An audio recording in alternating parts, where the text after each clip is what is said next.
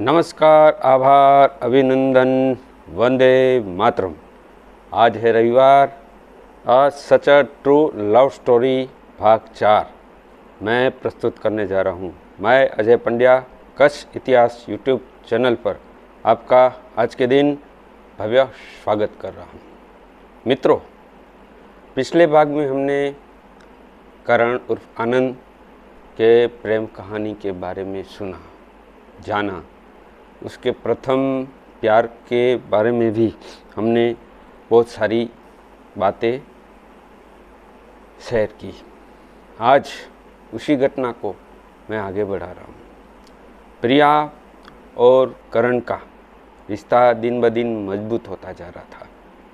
करण को उर्फ हमारे आनंद को ऐसा लग रहा था प्रिया उससे गाढ़ बेहद नफीसा प्यार कर रही है, पर असल में उसको मतलब हमारे करण को ये पता नहीं था कि ये सिर्फ एक गेम है जो उसके खेल का। जी हाँ मित्रों, आप समझदार है, मेरे इस कहने का मतलब आप समझ गए होंगे। करण सिर्फ उस खेल का एक प्यादा ही बन के रह गया था। दिन ब दिन करण को ऐसा लगता गया कि प्रिया भी उसके प्यार में पागल है। हाँ, प्यार का नाटक जरूर कर रही थी, लेकिन मित्रों और विधि की वक्रता ये भी देखिए आप। करण के साथ प्रिया ने तो धोखा किया, लेकिन प्रिया के परिवार वालों ने भी उसका विरोध किया है। उनकी दादी, उनके पिता, खुद प्रिया तो थी ही, लेकिन दादी ने भी करण का अपमान किया है, पिता ने भी अपमान किया है। मैं मानता हूँ कि माता पिता के आशीर्वाद के बिना कोई भी प्रेम विवाह कभी भी सुखद नहीं होता है, लेकिन करण ने कभी भी भगा कर ले जाने की बात प्रिया से कभी की ही नहीं थी कि मैं तुम्हें भगा कर या हम भागकर शादी करेंगे। प्रिया की हाँ में ही हाँ। वो दिन को रात बोलती तो करण उसको रात ही समझता, वो सुबह को शाम समझ कहती तो करण भी उसको शाम ही समझता। दिन और रात को दिन कहने वाले प्रिया ने अंत में हमारे करण को धोखा दिया। जब पूरी तरह टूट चुका हुआ हमारा करण प्रिया के पास जाके अपने शादी की बात कर रहा था, तब प्रिया ने कहा कि मेरी शादी तो पहले से ही पक्की हो चुकी है, तुम तो सिर्फ मेरे इस खेल का मोहरा रहे हो। करण उस वक्त कुछ नहीं बोल पाया, प्रिया के सिर्फ शब्द ही सुनते जा रहा था।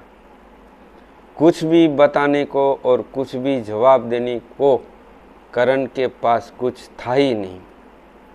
हमारा आनंद उर्फ करण, करण उर्फ आनंद प्रिया के धोखे का मोहरा बन चुका और उसको पहला आघात भी, पहला विश्वासघात भी हुआ।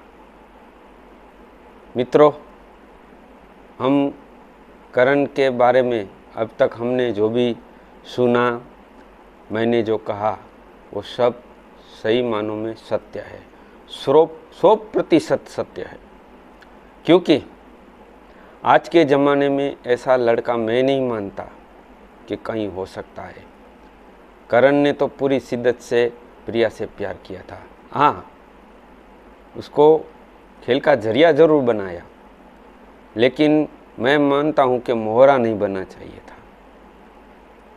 थोड़ी मजाक मस्ती शायद वो कर सकती थी, मैं ऐसा सोचता हूँ, लेकिन करण के विश्वास के साथ ऐसा नहीं खेलना चाहिए था। प्रिया ने जो किया वो बहुत गलत है। मानता हूँ पहले के ज़माने में लड़के ऐसा किया करते थे, लेकिन जैसे जैसे समय बदलता जा रहा है, आज मैंने जब देखा है जिन्होंने प्यार किया है वो पूरी शिद्दत से ही निभाया भी है। और कईयों की शादी भी हुई और मैंने करवाई भी है।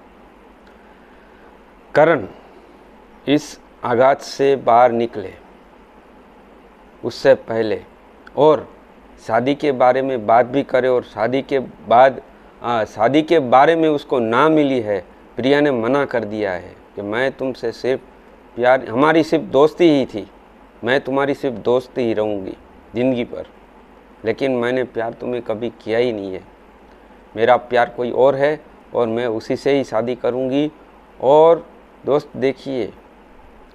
दोस्तों देखिए कि प्रिया ने उससे ही शादी की। जी हाँ, और पिछले ही वीक हमारा करण मुझे मिला था रास्ते में ही, और उसने एक घटना भी बताई कि 22 साल बाद प्रिया मुझे एक जगह मिली थी हमारे ही शहर में, और उसने रोते रोते वो सारी घटनाएं बताई। मैंने पूछा क्या बताई? करण ने पूरी घटना का विस्तार से वर्णन किया। प्रिया मुझे मिली है और प्रिया ने मुझे ये भी बात कही है कि मैं फिर से तुम्हारी ज़िंदगी में आना चाहती हूँ। मित्रों देखिए, एक तरफ वो धोखा देती है और 22 साल बाद वो फिर से करण की ज़िंदगी में आना चाहती है। मैंने पूछा क्यों उसकी तो शादी हो चुकी थी। उसने बोला मेरा पति का देहांत ही हुआ है 6 महीने पहले, अब मेरा कोई नहीं है। मैंने तुम्हारे साथ धोखा किया। कुदरत ने मेरे शादी के 15वें दिन ही, हम जब घूमकर वापस अपने शहर आ रहे थे, तब हमारी गाड़ी को बड़ी गाड़ी ने ठोकर मारी और उस ठोकर में मेरे पति देव के शरीर का आधा हिस्सा काम करना बंद कर चुका था और वो 20 साल लेटे ही रहे।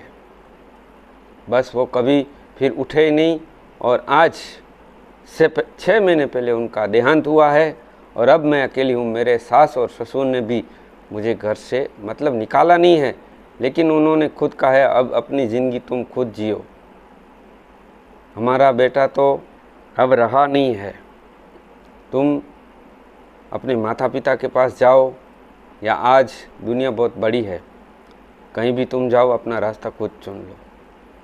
और उसी रास्ते के राह पर मोड़ पर प्रिया और करण का आपस में मिलना, उसकी ये बातें होना, और उसने करण ने मुझसे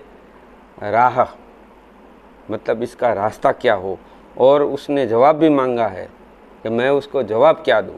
मित्रों, ये कहानी और रोचकता के साथ सच अ ट्रू लव स्टोरी, एक सत्य प्रेम घटना का भाग 5वां मैं अगले रविवार को इसी कहानी के साथ, जहां आज मैं इसको पूरा कर रहा हूं, वहीं से आगे बढ़ाऊंगा कि करण ने प्रिया की इस बात का क्या जवाब दिया है।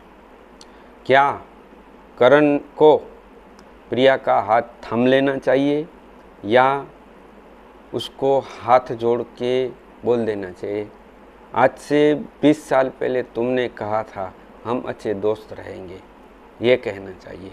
मित्रों, अगर आपको भी कोई ऐसा सुझाव हो तो मुझे कमेंट्स बॉक्स में मैसेज के साथ मार्गदर्शन कीजिएगा कि करण को क्या करना चाहिए। करण को प्रिया का हाथ थाम लेना चाहिए या उसको मना कर देना चाहिए, क्योंकि उसका पहला प्यार फिर से उसकी ज़िंदगी में वापस 20 साल के बाद आया है। 20 साल में उसके साथ क्या हुआ है वो करण को मालूम नहीं है। सिर्फ इतना ही मालूम है कि उसके पति का देहांत हुआ है और अब वो अकेली होगी, दुनिया में उसका कोई नहीं है, क्योंकि उसके ससुराल जाने से उसका घर वालों से नाता तो नहीं टूटा है, लेकिन घर वाले उसके प्रिया के घर वाले उसका हाथ थामेंगे या करण थामेगा। आपको भी मुझे मैसेज के साथ ये जवाब देना है कि करण को प्रिया का हाथ थामना चाहिए या नहीं, या मना कर देना चाहिए। हम अगले रविवार को 5वें भाग के साथ ज़रूर मिलेंगे। तब तक आप ये चौथा भाग देखिए। आपको अच्छा लगे तो कमेंट्स दीजिएगा और कमेंट्स में मुझे रास्ता भी दिखाइएगा। और मित्रों, सब्सक्राइब भी कीजिएगा और ढेर से ढेर लाइक कीजिएगा, लाइक देने में कंजूसाई मत कीजिएगा। हम अगले रविवार को ज़रूर मिलेंगे। तब तक के लिए आप सबको मेरा नमस्कार, आदाब, वंदे मातरम, जय हिंद।